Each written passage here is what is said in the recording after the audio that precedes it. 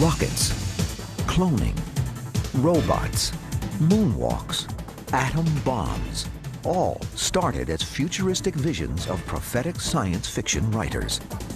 And now, they're reality. Science fiction writers are predictors of the future.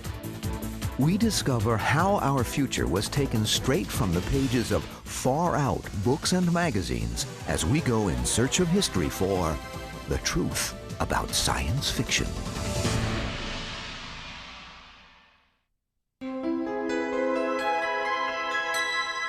Science fiction, the genre that ponders, what if? What if man lived on the moon? What if electricity could bring a man to life? What if robots ruled the world? Science fiction as we know it emerged in the 1700s.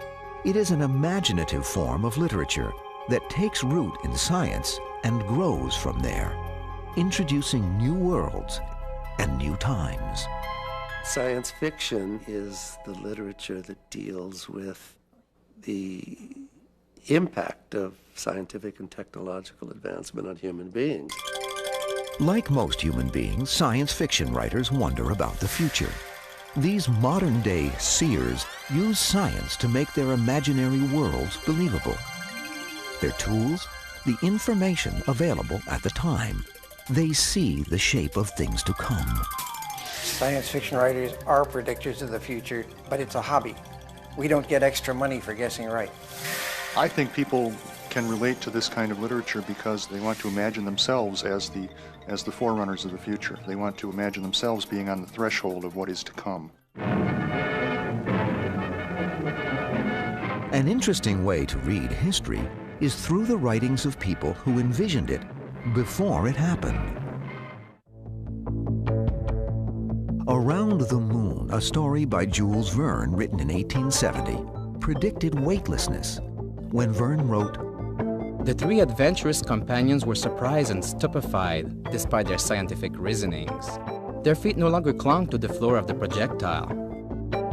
And this almost 100 years before man ever flew in space and experienced it.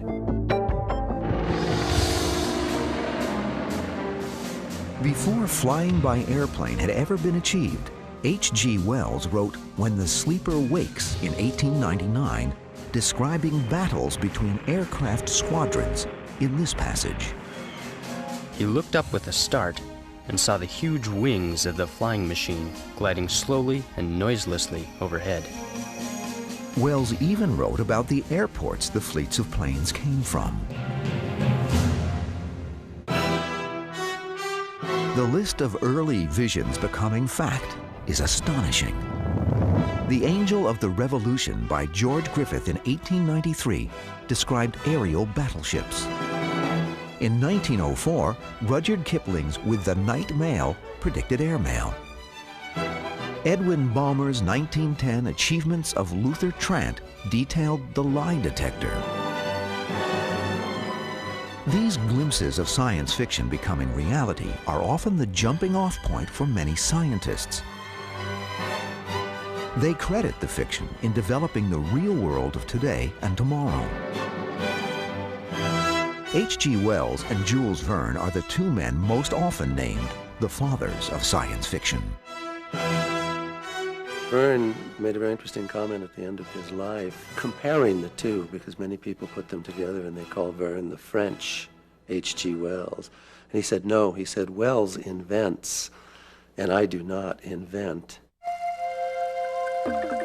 Jules Verne's best-known stories are 20,000 Leagues Under the Sea, Around the World in 80 Days, and Journey to the Center of the Earth. He originally wanted to be a playwright, but couldn't make money at it. So Verne tried his hand at adventure stories for young readers in order to make ends meet. He was an incredibly curious man. I don't think he started out to be a writer of scientific popularization, but when it came along, he threw himself in wholeheartedly. Verne's first scientific romance, as they were called, 5 Weeks in a Balloon, is an adventure story about young people taking off into the unknown. In addition to the rip-roaring action, he included technical details about balloons and how they fly. After publication in 1861, Verne predicted the development of aviation with an astoundingly accurate vision of modern airplanes when he said in a speech, How can a balloon be made to face currents running at 6, 7, or 8 meters to a second? It is a mere dream, though I believe that if the question is ever to be solved, it will be a machine which will be heavier than the air, following the principle of the bird, which can fly, though it is heavier than the air which it displaces.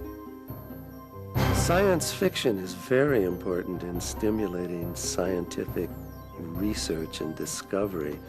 Verne, I'm sure, inspired any number of young budding scientists to actually embark upon a scientific career.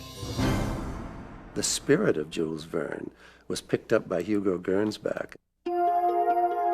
Hugo Gernsback is credited with popularizing science fiction and bringing it into the mainstream. Born in Luxembourg in 1884, he brought awe-inspiring new worlds into focus in his novels and magazines. Hugo Gernsback was an electrical experimenter. He was a man fascinated by radio, by aviation, by all of these wonderful new things that were happening at the millennium. In 1911, at the age of 27, Gernsback wrote Ralph 1-4C for 1+, a romance set in 2660. His list of successful scientific prophecies from the book is nothing short of remarkable. Gernsback imagined a world with jukeboxes, skywriting, television, vending machines, and night baseball.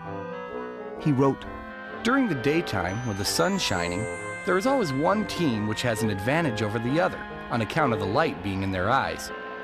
In the evening, however, with a powerful stationary light overhead, each team has the same conditions. The first night game in baseball was not played until 27 years later. Ralph 1-4C for 1+ was extremely popular at the time it was published, but not recognized for its remarkable predictions until they became realities. The response to this story was greater than anything he had ever published in any of his magazines. And he thought, gee, this is kind of interesting. People are really responding to fictionalized science stories. And so he coined the phrase, the word, scientifiction. Gernsback felt that his scientifiction stories should both entertain and educate. His idea was there should be stories written that are lessons, teaching lessons. And that's what he was doing. Amazing Stories, the first English-language science fiction magazine, was Hugo's vehicle for getting his message to the masses. Amazing Stories debuted in 1926, selling an astonishing 100,000 copies in the first month.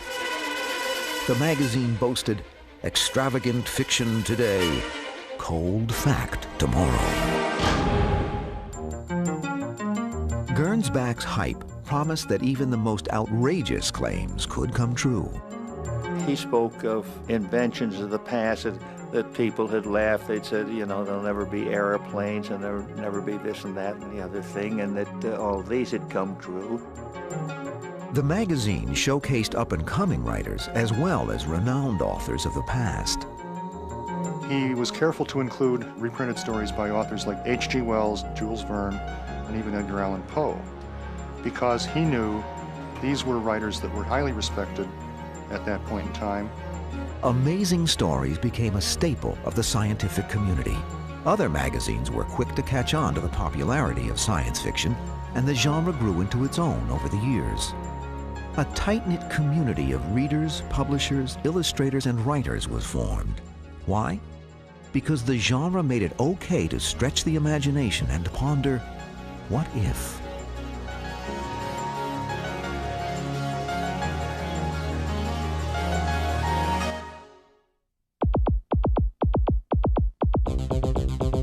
Imagine a world where machines walked, where they talked. I can perform 36 separate and distinct acts. And where they could think on their own. Introducing the robot. He's a robot. Without you, what could he do? There's no limit to what he could do. He could destroy the Earth.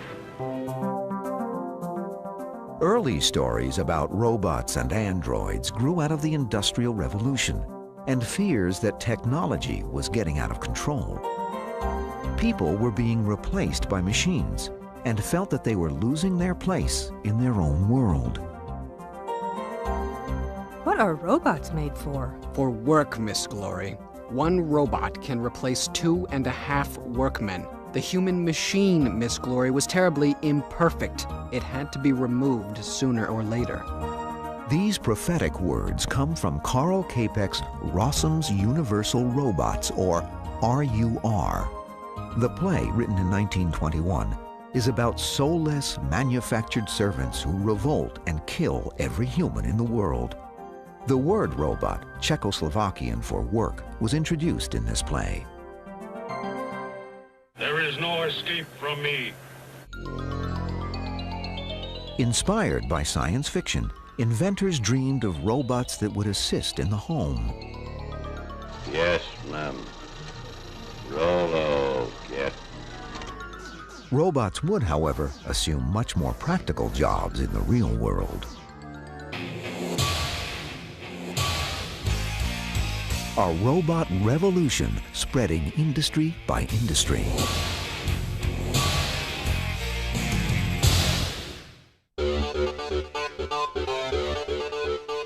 Science fiction writers were also the first to embrace the possibility of combining humans and machines. Enter the cyborg. Short for cybernetic organism, the cyborg first appeared in fiction in 1950 in Raymond F. Jones's novel, The Cybernetic Brains. The story envisions human brains implanted into machines and used for their memory. Jones wrote, "Do you understand what that means? 2 million men and women living, thinking, tortured by despair, sentenced to an eternal slavery in the hearts of our machines." Science fiction writers have spoken many times of the idea of joining humans and machines as though these are two separate entities. And it has been rather grotesque as it's portrayed in fiction, because you can't really imagine how these two elements could be joined. If you're going to join gears and mechanical elements to flesh, it has to be grotesque. Yet science has replaced human appendages and organs with electronic prosthetics. There are pacemakers for weak hearts and cochlear implants to help the hearing impaired. A bionic hand wired to real muscles copies the movements of the human hand much better than a mechanical substitute. Other kinds of medical research and ethics have been a focus of sci-fi ever since Mary Shelley's Frankenstein was published in 1818. Dr. Victor Frankenstein himself wondered about creating his creature. The doctor's thoughts, as Shelley wrote. Although I possessed the capacity of bestowing animation, I doubted at first whether I should attempt the creation of a being like myself. But I doubted not that I should ultimately succeed. Even though Shelley had no medical background, she still managed to intuit the role of electricity in the body. Today, the technology is used to restart hearts and save lives. In the 1991 movie Body Parts, an arm is grafted onto the body of a psychologist. In 1998, this fiction became a reality when a team of doctors took part in a groundbreaking hand and forearm transplant. A company has come to the Caribbean to film a classic tale of imagination, one in which conjecture comes frighteningly close to reality. Abuses of medicine have also been a concern brought up by science fiction writers. This is human. This is man. This is law. His law! When The Island of Dr. Moreau by H.G. Wells was published in 1896, it was met with public outrage.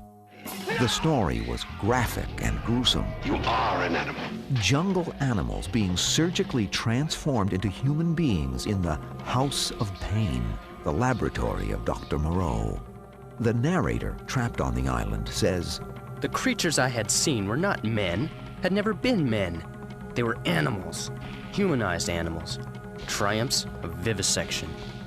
The Island of Dr. Moreau is very much steeped in contemporary ideas about vivisection and the possibility of uplifting other species to bringing them more immediately into the human realm. By the end of the story, the patients revert to their animal states and destroy Moreau and his island.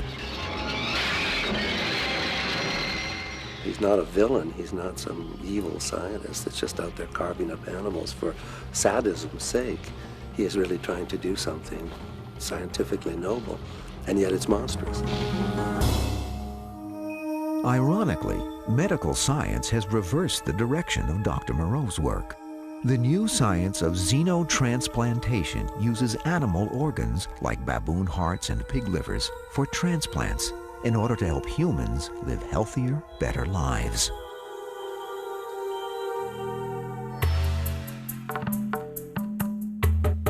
Since the discovery of DNA, another medical concern emerged in science fiction: cloning.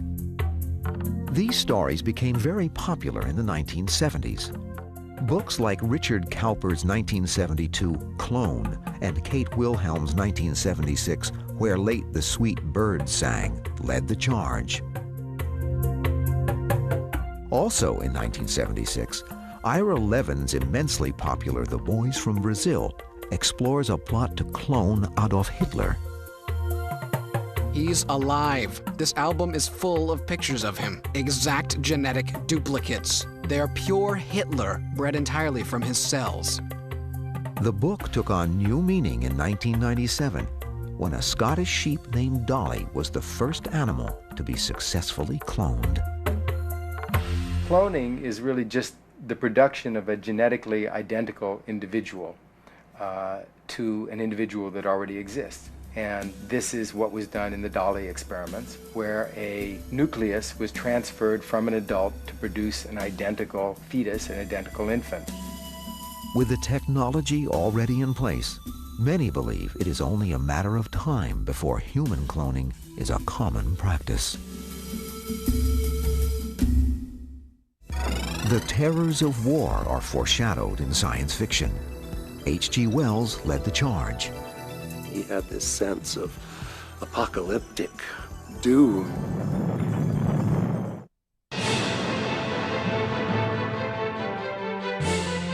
Warfare science fiction style. The battlefields are dangerous. The landscapes alien. There are planet smashers and doomsday weaponry. These popular themes in sci-fi are often no comparison to the real horrors of war.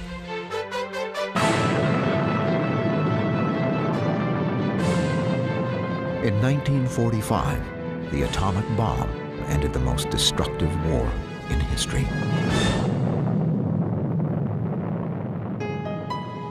But long before the devastation at Hiroshima and Nagasaki, atomic power was the stuff of literary nightmares. The bomb was absolutely unapproachable and uncontrollable until its forces were nearly exhausted, and from the crater that burst open above it, puffs of heavy, incandescent vapor were flung high and far. These prophetic words come from the 1913 story, The World Set Free by H.G. Wells. It was in this book that he coined the term atomic bomb. Best known for his novels The Time Machine and The War of the Worlds, Wells was an Englishman, an author, a journalist, sociologist, historian, and a scientist.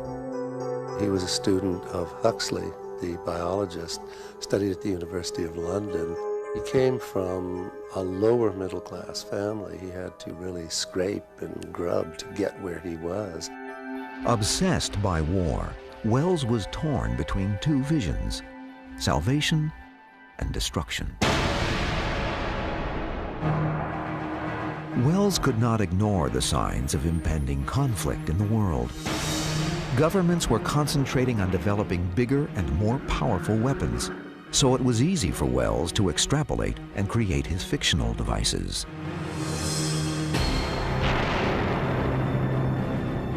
A couple of his stories in the first decade of the 20th century foresaw the possibility of things like tank warfare,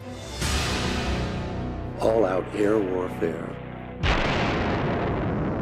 His story, War in the Air, predicts an all-out war that will be realized with the First World War, and even more with the Second.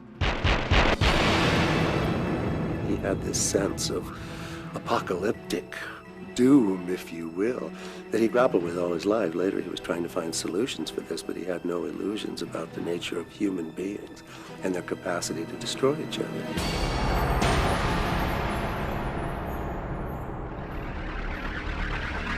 Haunted by visions of global upheaval, Wells set out to create his masterpiece, The War of the Worlds, in 1898.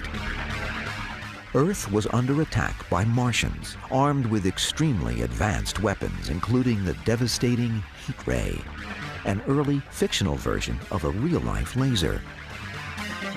Wells described the weapon when he wrote, "It was sweeping round swiftly and steadily, this flaming death, this invisible, inevitable sword of heat." In 1903, Wells's story, The Land Ironclad, spoke of large metal tanks. Actual tanks appeared in 1916 in the Battle of Flers-Courcelette in France.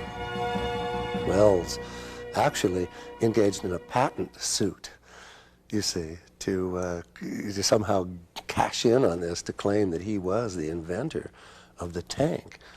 I mean, this is just a sidelight, but that gives you some sense of what the man was. Wells was also apprehensive about the development of the airplane.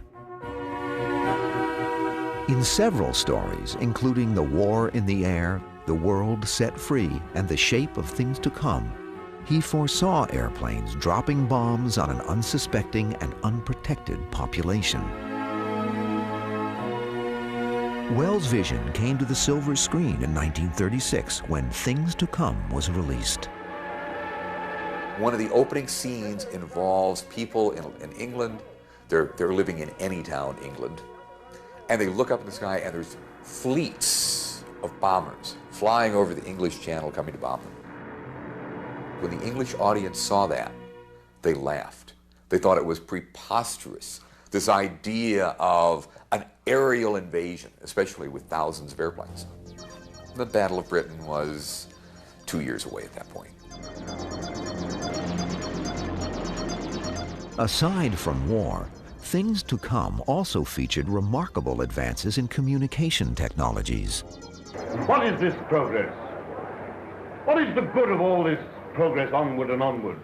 The man in the future had a little gadget, and he spoke into it and talked to somebody else who was wearing it. And audiences in 1936 laughed at that. Is Morris Passworthy there? He's on his way. Good. Wells' vision of a watch telephone was not far from the truth. In 1979, the cellular telephone was introduced, and his concept of personal wireless communication was a reality. But Wells wasn't the only science fiction writer to predict the global village in which we now live, a world of instant access to information and communication made possible, at least in part, by satellites. The communication satellite was first forecast by science fiction author Arthur C. Clarke.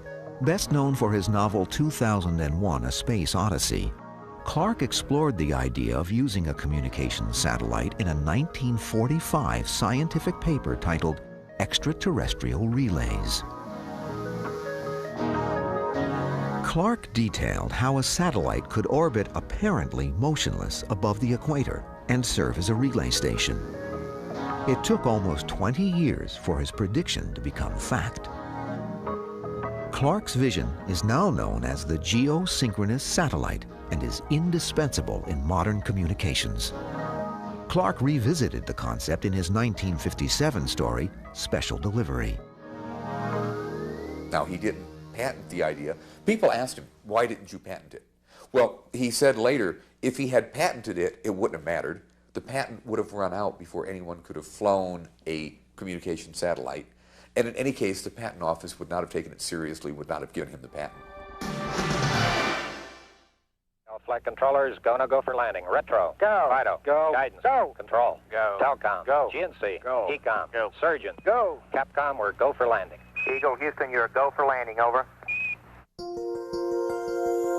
The Eagle has landed. July 20th, 1969.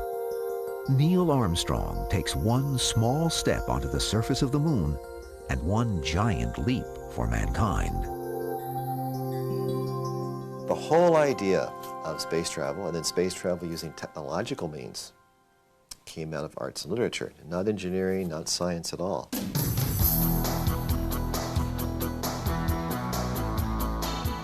founding fathers of modern rocketry and astronautics all credited Jules Verne with having started their ideas or even thinking about space travel.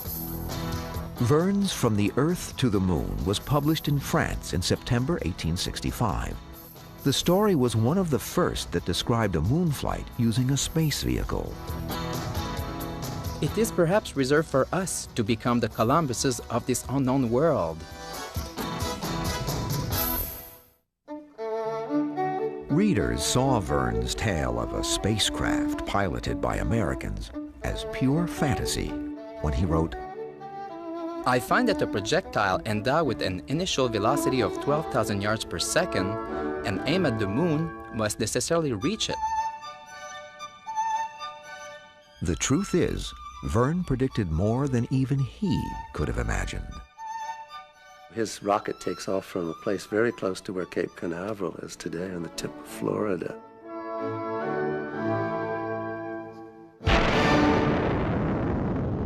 The Frenchman Verne set the liftoff in the U.S. because he admired the American entrepreneurial spirit. Verne's method of propulsion? A cannon. Absurd by today's standards, it was nonetheless a natural hypothesis for his time.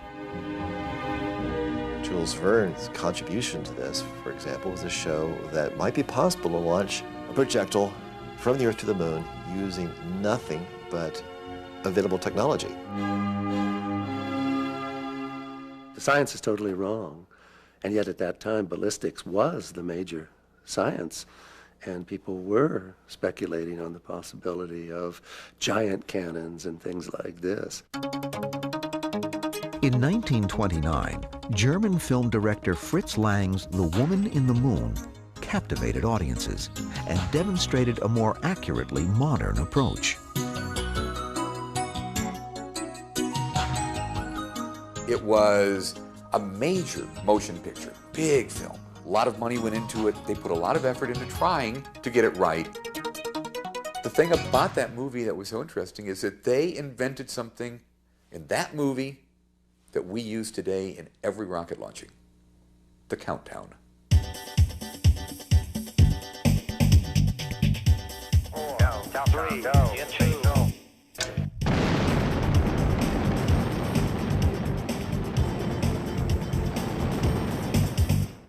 It was the first countdown for a rocket launch in history that anybody knows of. Even Jules Verne missed that. He counts up.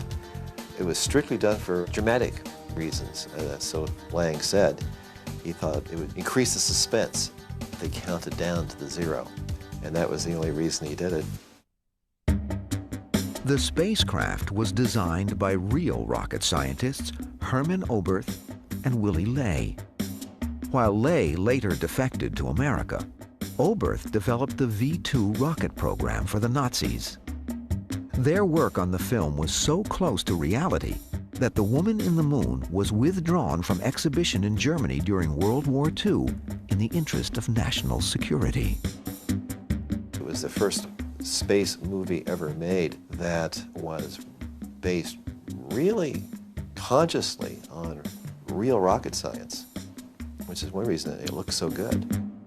5, 4, 3. Across the ocean in America, the motion picture Destination Moon, based on a story by science fiction writer Robert Heinlein, was released in 1950.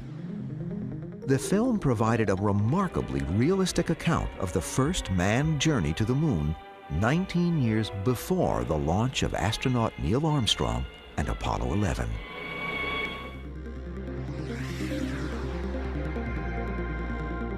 In Destination Moon, Robert A. Heinlein had a complete lunar scape. Nobody had ever set foot on the moon. And he took photos and he composed this set from a series of photos that had been taken. It was as if we were there. Heinlein really did the world a favor. They wanted to turn it into a musical when they got to the moon, to find moon maidens there and have them dancing around and so on. And he put thumbs down on that, so we got a really serious film. It paved the way, I really think, for the space program. Man on the Moon. The landing took the science fiction world by storm. This was indeed science fiction becoming science fact. I had a piece of paper and a pen, and I had an audio recorder. I wanted to record that magic moment. And I found myself saying, vindication.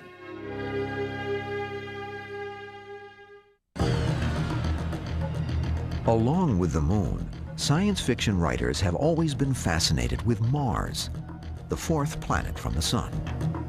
It's very easy to figure out why I got interested in space and things like that. The book was called The Exploration of Mars. And in there was a single painting by Chesley Bonestell. It was a realistic scene, and that's what really hooked me into space and rocketry and everything else. Mars has been visited by human tourists for years. In science fiction stories, that is. One of the most popular is The Martian Chronicles by Ray Bradbury. He first imagined the Mars-scape in this passage. Beyond the marble amphitheater lay little towns and villas. Pools of silver water stood motionless, and canals glittered from horizon to horizon. Bradbury's vision of Mars is not exact, but scientists at NASA and the Jet Propulsion Laboratory in Pasadena, California, have determined that Mars is the most likely habitat for life beyond Earth. Some readily admit that they are inspired and informed by science fiction. I find for me to be effective, for example, in building an instrument to send to Mars, I have to think like a Martian. Now, I can read Bob Zubrin, I can read Johnson's point reference design for going to Mars. I learn a lot more by reading Kim Stanley Robinson and getting into the head of people that might live on Mars and what they'll see and do and experience. Thinking about and reading about people on Mars coping with that environment helps me get an intuitive feeling for it that is much better than all the equations I can write down.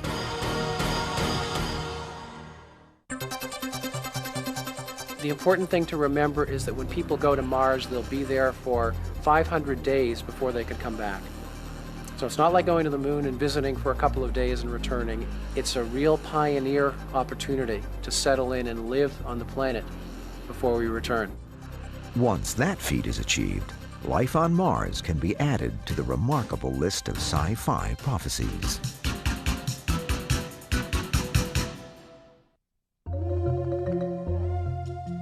Not all of the marvels imagined by science fiction writers have come true, yet. Time travel, popularized in 1895 by H.G. Wells's The Time Machine, is still well beyond the reach of today's science. The little hands upon the dial that registered my speed raced around faster and faster, and consequently my pace was over a year a minute. Wells was doing something that nobody else did at that time. And the idea of time travel, we might have had it before. People would get hit on the head, or people would fall asleep and they would wake up somewhere else. But here he actually devised a machine and a theory behind how that machine would go from the present to the future. And this was simply unheard of. If that machine can do what you say it can, destroy it, George, before it destroys you. Time travel can never happen. Time is an arrow, folks. It only heads in one direction. You can't go back. Yet there are some scientists with hopes of making Wells' vision of time travel a reality.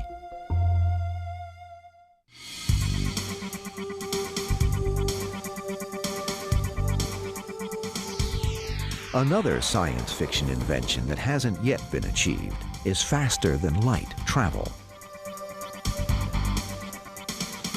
Science fiction needs a way to travel to other planets and other stars. And faster-than-light travel is the only feasible way to accomplish that within the lifetimes of the characters involved. So it exists. It doesn't mean that it ever will. Whether you call it quantum travel, hyperdrive, or warp speed, faster-than-light travel technology has allowed us to seek out new life and new civilizations in the world of sci-fi. Typically, in any good story, you're allowed one gimme. One thing that, well, okay, we don't believe faster-than-light travel is possible, but you can have it for this story. While time travel and faster-than-light speeds are firmly beyond today's technology, there is one fantastic vision on its way to becoming a reality. Cryonics, a bizarre marriage of science fact, fiction, and hope. Inspired by R.C.W. Ettinger's novel, The Prospect of Immortality in 1964, cryonics involves freezing dead bodies in liquid nitrogen and keeping them in storage. The goal? Resurrection, as Ettinger described. Centuries may pass, but to him there will only be a moment of sleep without dreams. After awakening, he may already be again young and virile, having been rejuvenated while unconscious. The people who are the scientists who work for Alcor and these cryonics foundations still credit this man as being their patron saint, the one that gave them the idea. Cryonics is a partially realized science fiction vision. We know how to freeze the bodies, but we're not yet able to bring them back to life. But for now, cryonics is seen as a win-win situation. On a risk-reward basis, there's nothing that can be said against it. Considering that you're already clinically dead when you're frozen, the risk is really not very significant. The cost is not very significant. The rewards are certainly immense.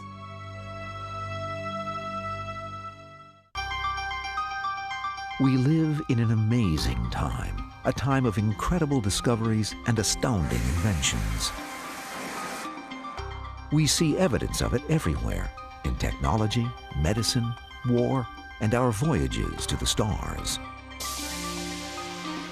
The rate of change is rapid. The old world is replaced by the new at a blinding pace. Science fiction is a creative way of getting a handle on these changes.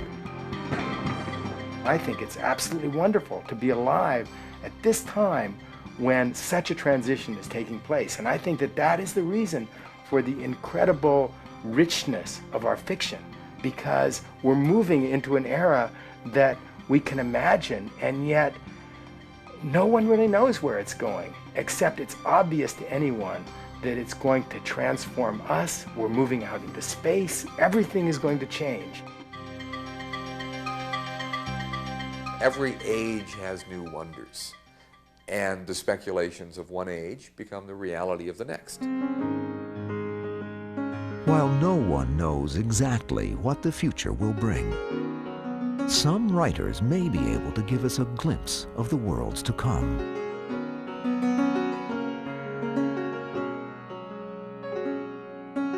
We find that the line between science fiction and science fact becomes more and more blurred as we boldly go in search of history.